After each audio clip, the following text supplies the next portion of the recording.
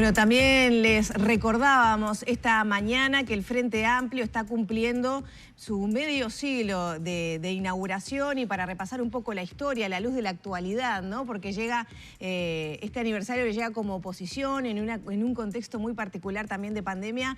Bueno, es que vamos a recibir al presidente de Factum, a Óscar Botinelli. Muchas gracias por estos minutos con Arriba Gente. No, gracias a ustedes.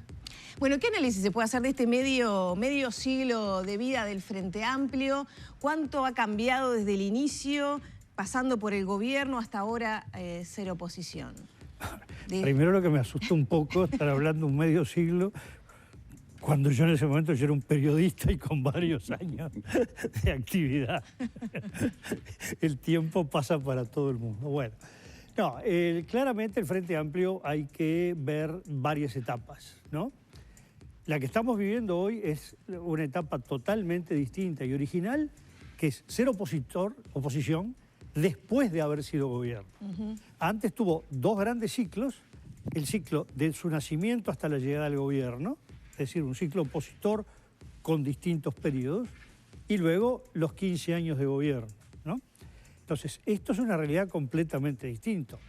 En los 34 años de oposición, desde su creación, nunca tuvo que discutir lo que había hecho o dejado de hacer, sino era lo que había que hacer solamente.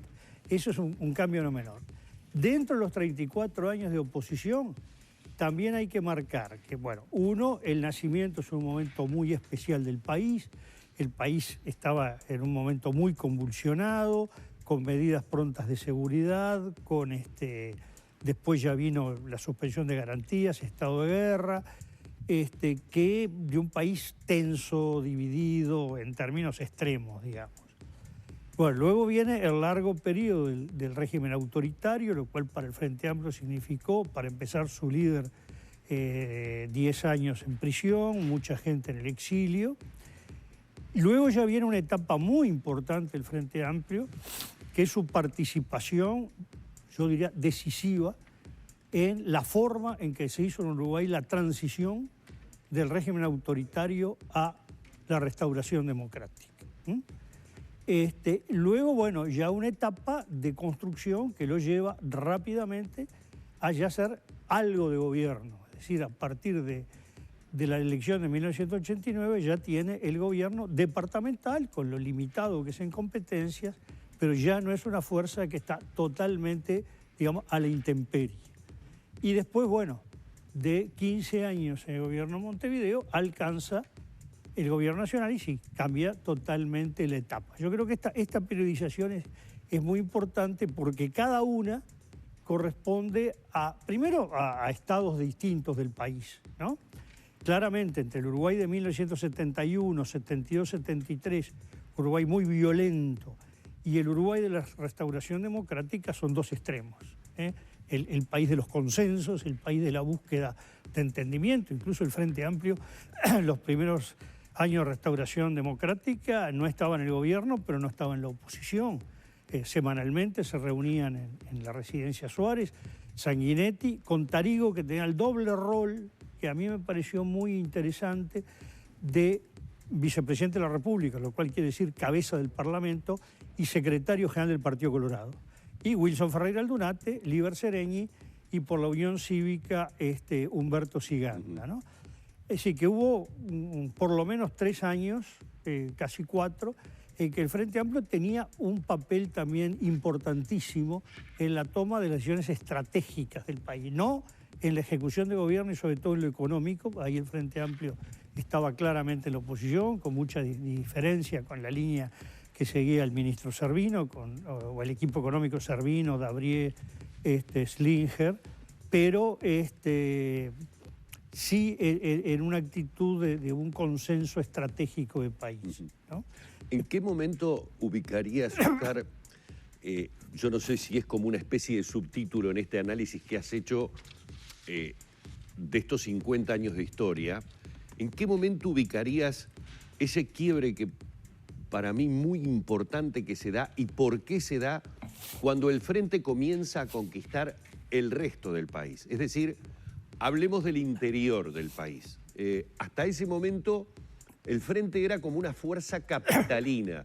Sigue siendo hoy su gran bastión Montevideo, pero ya podemos hablar del área metropolitana, ya podemos integrar el departamento de Canelones y obviamente una extensión que el Frente comenzó a tener hacia el interior, porque parecería que hasta allí fue el gran obstáculo para que el Frente se planteara llegar a ser gobierno. Bueno, en primer lugar, recordemos que en 71, 72 el área metropolitana no existía.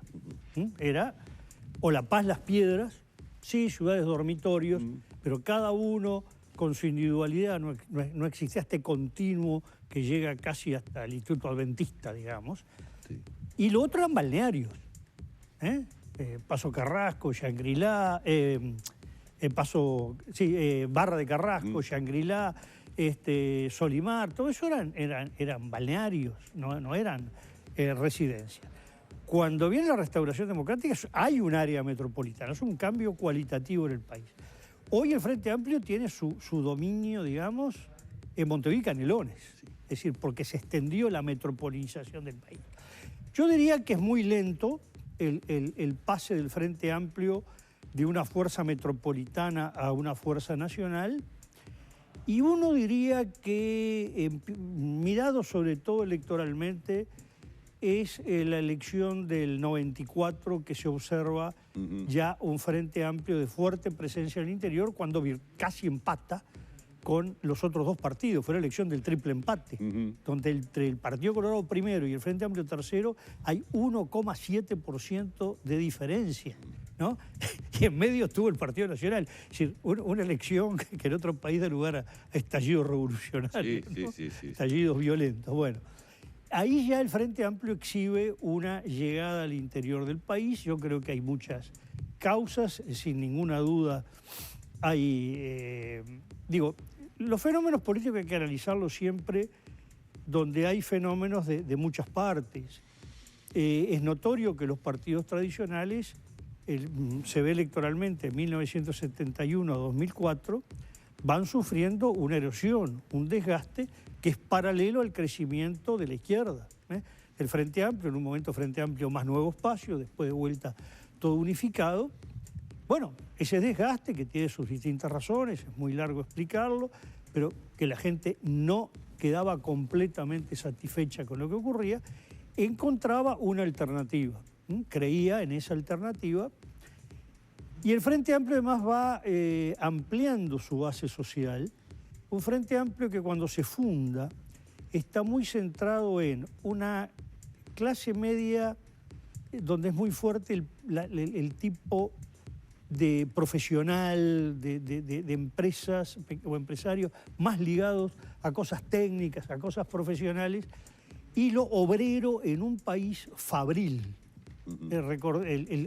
En Montevideo, por ejemplo, que las clases sociales son geográficamente visibles, el eje del Frente Amplio, el Cerro, La Teja, Paso Molino, Maroñas, Pocitos, Buceo, Malvin, ¿no? Después lo vemos claramente en el 94, el Frente empieza a llegar, por ejemplo, el eje de Cuchilla Grande, de la calle Belloni, de la avenida Belloni, toda esa zona, el Frente Amplio apenas llegó en el 89 al 22%. Hoy, hasta el 2014 tenía un peso muy fuerte. Después lo pierde. Sí. Pero llega a ese sector que se puede llamar por debajo del trabajador formal, de vidas más vulnerables, incluso con situaciones habitacionales complicadas. Ese sector, que era un sector claramente pachequista, colorado, es cuando penetra el Frente Amplio. En Montevideo primero fue tenuemente la figura de Vázquez, del doctor. Recordemos que son sectores vulnerables, con poca capacidad de organización, de autodefensa, que son los que necesitan un gran protector. Puede ser el Estado, puede ser una institución, puede ser un gran líder, un gran caudillo, lo era Pacheco, por ejemplo, y lo fue Mujica. Bueno, ahí viene también un primer agujero. Resulta que cuando viene un poco la desilusión con el Frente Amplio y en parte con Mujica, le aparece otro protector, que es Manini. Claro. Y por eso Manini fue tan importante.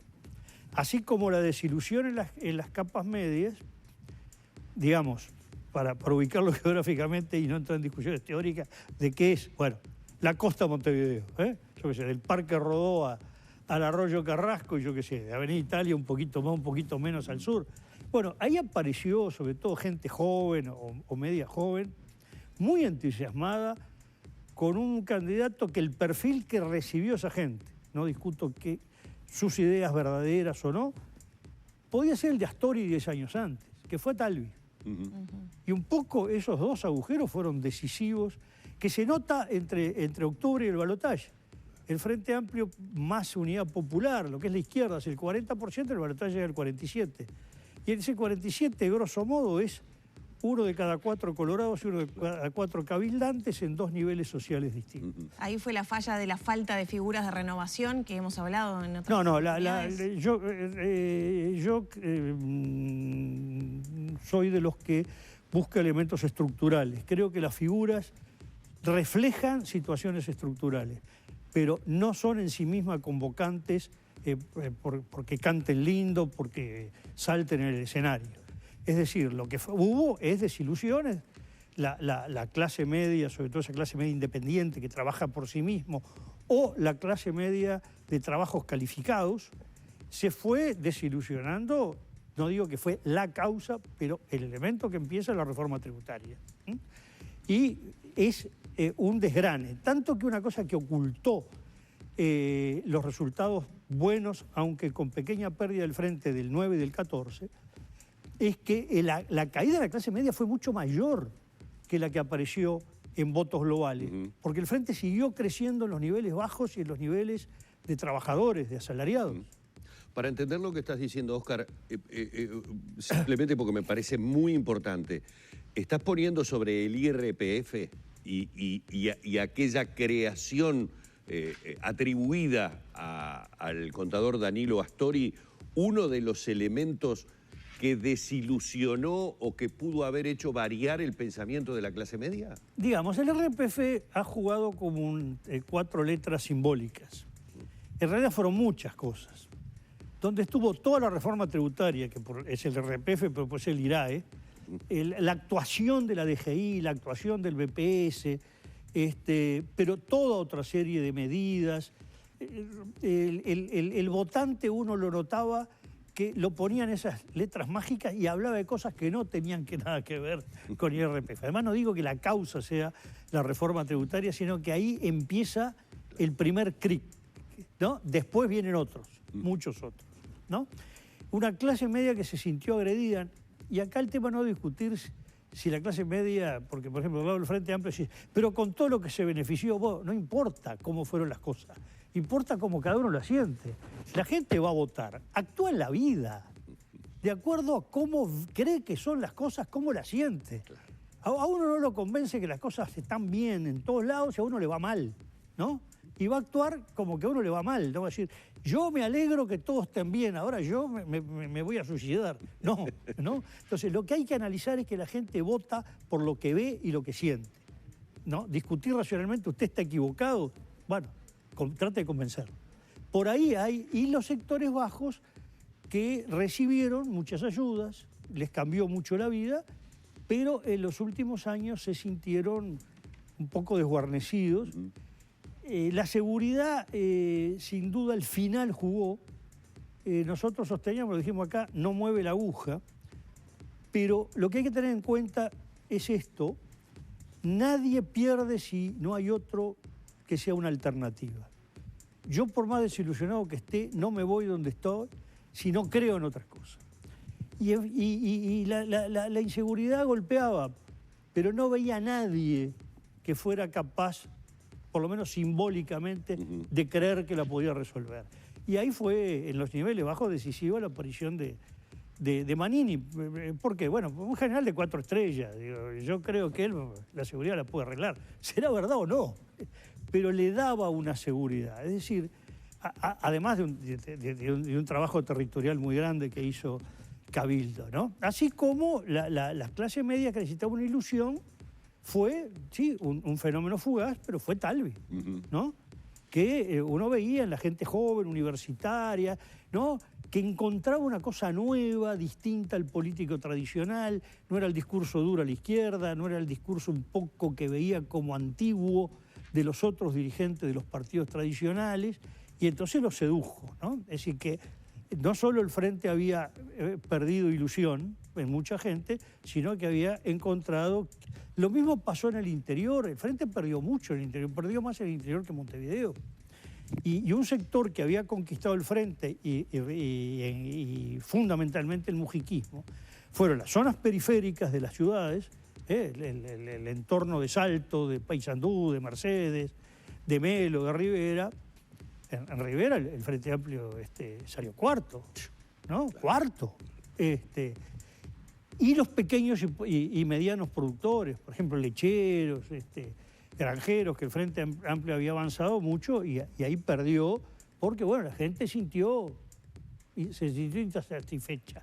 Repito, no hay que discutir cómo fueron las cosas, y además yo no sé cómo fueron, eso que los agrónomos, los economistas, sí cómo la gente lo percibió. Óscar, y ya en el tramo final de esta charla, recuerdo claramente una clase de historia en el liceo, estaba en sexto, que la profesora nos explicaba que de alguna manera en la sociedad uruguaya todos somos colorados por algunos aspectos, todos somos blancos, ¿no?, refiriéndose a la divisa por otros aspectos. Si tuviéramos que hablar del legado del Frente Amplio, ¿todos somos qué por el Frente Amplio? Bueno, hay una cosa que es la siguiente. En un país de fuertes pertenencias políticas, cuando se funda el Frente Amplio, algunos recordarán, en la convocatoria se decía demócratas cristianos, socialistas, comunistas, blancos con el Frente Amplio, vallistas con el Frente Amplio, independientes con el Frente Amplio. Hoy se dice Frente Amplistas. ¿Qué quiere decir? Que apareció una tercera pertenencia. Como ocurre con las pertenencias, bueno, tiene colores, rojo, azul y blanco, tiene su bandera, tiene sus símbolos. No es porque la gente sea frívola, es porque eso refleja cosas. Uno puede poner una bandera colorada y según el país, bueno, en muchos países dirán roja, quiere decir cosas distintas. Una bandera... hasta opuestas. Y opuestas, claro. Una bandera azul puede decir mucho, o azul y blanca puede decir muchas cosas distintas. Entonces, pero luego se le llenan de contenidos muy fuertes, que va construyendo la historia. Sin ninguna duda, más allá que las viejas generaciones del Frente, hay una raigambre blanca y una raigambre vallista clara. Sin ninguna duda encontramos en el pensamiento de Vivian Trías una raigambre muy blanca, aunque él nunca lo había sido. En Frugoni, en José Pedro Cardoso, una raigambre vallista. En buena parte del Partido Comunista, una sintonización con la visión colorada del siglo XIX y de comienzos del XX, eso ya, diríamos, se diluyó. Hoy nació una pertenencia, yo ubico el nacimiento en la etapa final del periodo autoritario, que ahí es cuando empieza a surgir el Frente Amplismo. Cuando viene la elección del 84, ya el año de la elección restauradora, digamos, el Frente Amplio existía como una identidad política similar, con mucho menos antigüedad, que a la blanca y la colorada. 50 años, hoy no hay ningún partido, por ejemplo, en Italia ni en Francia con esa antigüedad. Sin embargo, por Uruguay, donde los otros dos grandes partidos tienen casi 2 siglos, parece, bueno, es nuevo. Bueno, la aparición de un partido importante como Cabildo hace que ya sea no tan nuevo, bueno, pero medio siglo, ¿no? Genera mucha identidad, pertenencia y arraigo, como, bueno, históricamente fue la base de este país con blancos y colorados, ¿no? Óscar, muchísimas gracias. No, gracias. Obviamente que 50 años en la historia política del Uruguay, haciendo historia como hizo el Frente Amplio, viniendo a romper un bipartidismo absolutamente ancestral que traía desde el nacimiento de su vida política el Uruguay, daría para un análisis mucho más profundo y para una charla mucho más extensa. El agradecimiento por estos minutos. No, muchas gracias a ustedes. Muchas gracias. Con gran gusto. Óscar Botinelli, presidente de Factum en la